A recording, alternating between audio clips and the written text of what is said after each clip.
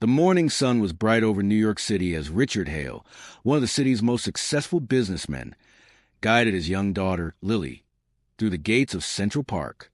Richard was a man who had everything money could buy: private jets, luxury estates, and respect in every boardroom he entered. But as he held the small hand of his 7-year-old daughter, he knew there was one thing his wealth could never fix. Lily had been born mute. Doctors had assured him countless times that there was nothing physically wrong with her vocal cords. "It's psychological," they said. "She's locked away inside herself. She may never speak, but she's healthy otherwise." Those words echoed in his mind each day. Richard would have traded his fortune, his power, even his name, just to hear his little girl call him Daddy once. As they strolled along the paved paths, Lily's blonde curls bounced with each step. She clutched a worn stuffed rabbit, the one companion who seemed to understand her silence. Richard forced a smile, pointing out the merry-go-round and balloon vendors, though deep inside, guilt consumed him. He always wondered if her silence was somehow his fault. They passed joggers, families, and street performers. The park buzzed with life, yet Lily stayed tucked close to his side, quiet as always. Richard guided her toward a bench beneath an old oak tree, where he often took her on Saturdays. He hoped that just being among laughter and voices might awaken something within her. Then, out of nowhere, Richard noticed a tall black man near the fountain ahead. He wasn't dressed like the polished professionals Richard usually encountered. His clothes were simple: faded jeans, a plain shirt, worn sneakers. But his presence was striking. He stood surrounded by children, who sat cross-legged on the grass, their faces lit with fascination as he strummed a guitar and sang. Lily's small hand tugged at Richard's coat. Her wide eyes were fixed on the man. Richard followed her gaze, surprised. It wasn't often that anything drew her attention this strongly. For the first time in weeks, he saw curiosity flicker in her eyes.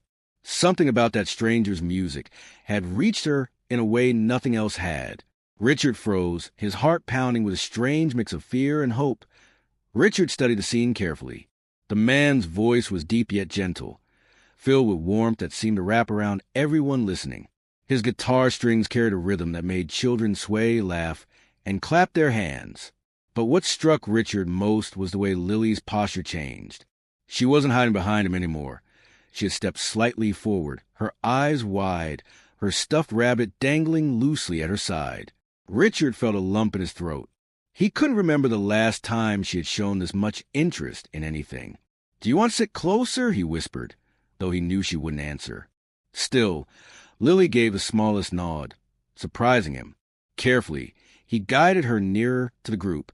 As they approached, the man glanced up. His eyes were kind, crinkled at the corners as he smiled at the new arrivals.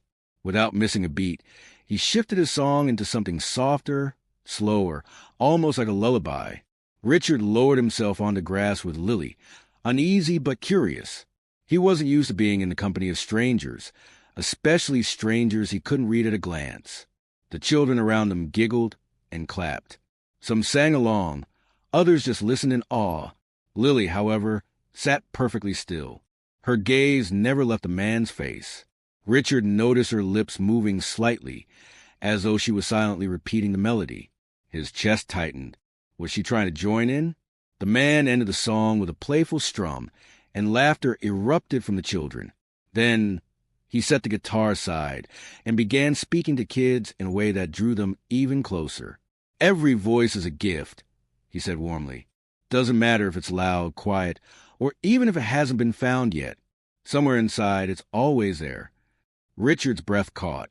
Those words, they felt as though they had been spoken directly to Lily, and the way her small shoulders lifted, like she understood, made him lean forward, his heart hammering. The man suddenly looked straight at Lily. His eyes softened, his tone gentle. "Would you like to help me with the next song?" Richard stiffened. Fear rushed through him. Lily had never spoken a word, not to him, not to anyone.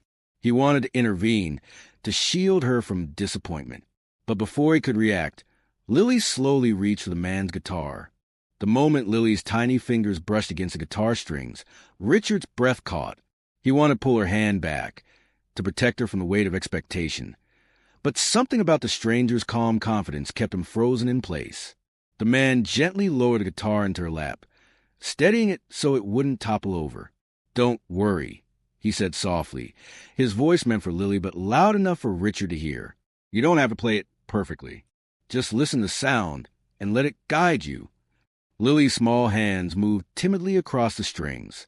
A faint note rang out, uneven but pure. The children around them clapped encouragingly. Richard watched, stunned, as Lily's shoulders straightened just slightly, as though their support gave her courage. The man leaned closer to her. "Music isn't about perfection," he explained gently. "It's about sharing what's inside you. Every sound you make is your own voice." Richard felt his chest tighten. For years, therapists and specialists had tried to coax Lily into speech with charts, tests, and exercises. Yet this man, with nothing more than a guitar and patience, was reaching her in a way none of them could. Lily strummed another note, then another, her eyes focused on the strings. Then the man began to hum, matching his tone with the rhythm she was creating. Slowly, he added lyrics, words about sunshine and freedom, about finding a voice hidden deep inside. To Richard's astonishment, Lily's lips parted. No sound came at first, just a movement so subtle that only a father who knew every detail of his daughter could notice. But then, a faint hum escaped her throat, barely audible, fragile like glass, yet undeniably real. Richard's entire body froze, his eyes stung with tears. For 7 years he had waited, prayed, begged for this moment.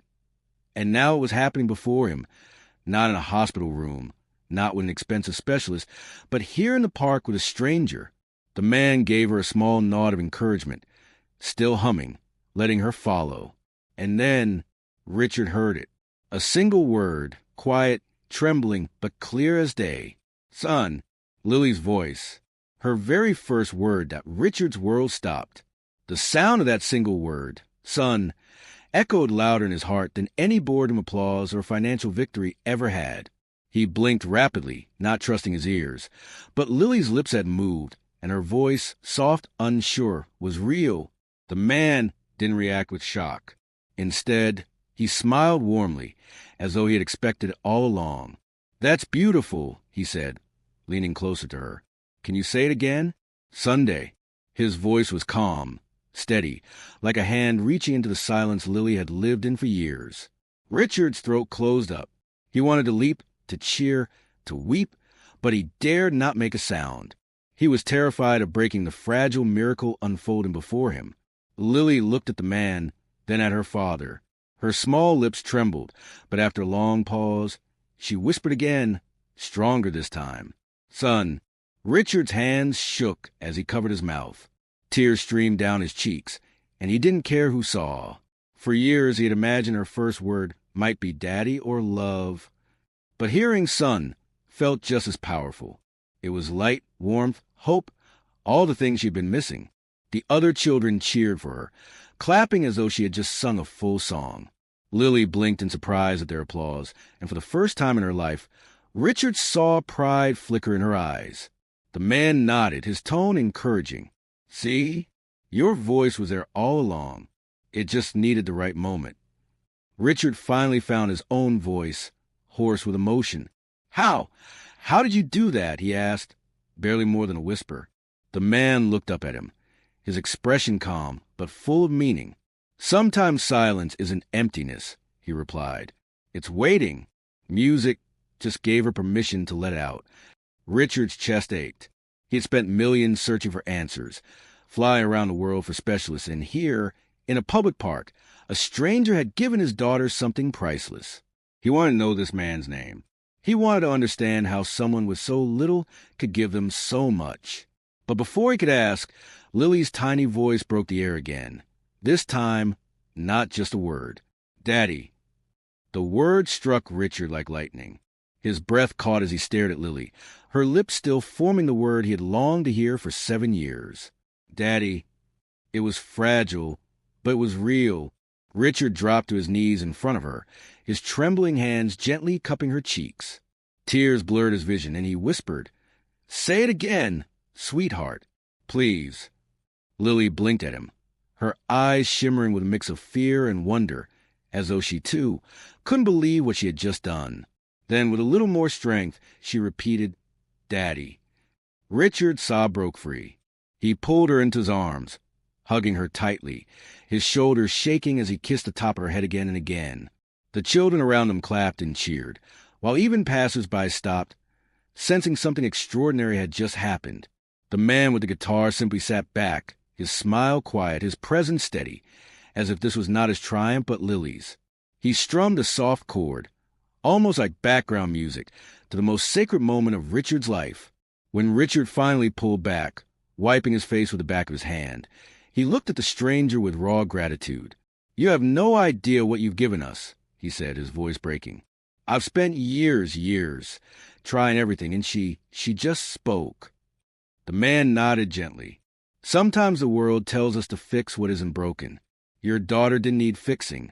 She just needed someone to listen differently." Richard let the words sink in.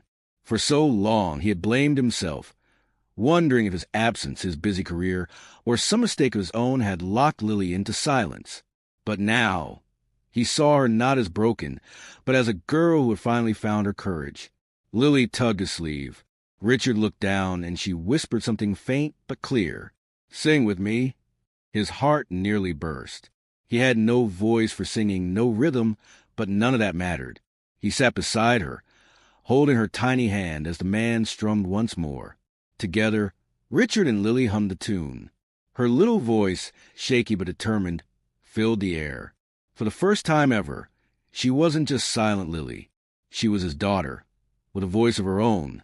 The song faded into the summer air, leaving behind a silence that felt anything but empty. Richard looked at Lily, his little girl who had carried silence for 7 long years and now sat humming softly, her voice fragile yet alive. He could hardly believe this moment was real. He turned to man, his heart swelling with gratitude. "Please," Richard said earnestly, "tell me your name. I owe you more than I can ever repay." The man set his guitar gently aside and extended a hand. "Marcus," he said simply. His grip was firm, but his eyes held a humility that surprised Richard. "Marcus," Richard repeated, as though memorizing it. "You change our lives today. If there's anything you need, I'll make it happen. Money, connections, whatever." Marcus shook his head. "Your daughter's voice is all the reward I need. Just promise me you'll never let her forget what she did here. Don't let the world quiet her again." Richard swallowed hard, his throat thick with emotion. He glanced at Lily, who was now tapping her stuffed rabbit against the guitar strings, as if trying to make her own music. For the first time, her laughter rang out, a soft giggle that made Richard's chest ache with joy. "I promise," Richard whispered. The crowd around them slowly dispersed, but Richard remained seated on the grass, memorizing every detail. The golden sunlight, the oak tree above, the stranger who had given him the greatest gift a father could receive. He knew he would never see this park the same way again. As Marcus prepared to leave, Lily surprised them both. She stood, clutching her rabbit, and in her quiet but steady voice, she called out, "Thank you." Marcus paused, a smile spreading across his face. He gave her a small wave before walking away, guitar slung over his back, blending into the hum of the city as though he had always been just a passing song. Richard lifted Lily into his arms, holding her close as tears streamed down his face once more. "You're incredible," he whispered. "You're my miracle." And as they walked out of Central Park together, Lily resting her head on his shoulder, Richard knew that no amount of wealth could ever equal the treasure he had found that day, his daughter's voice.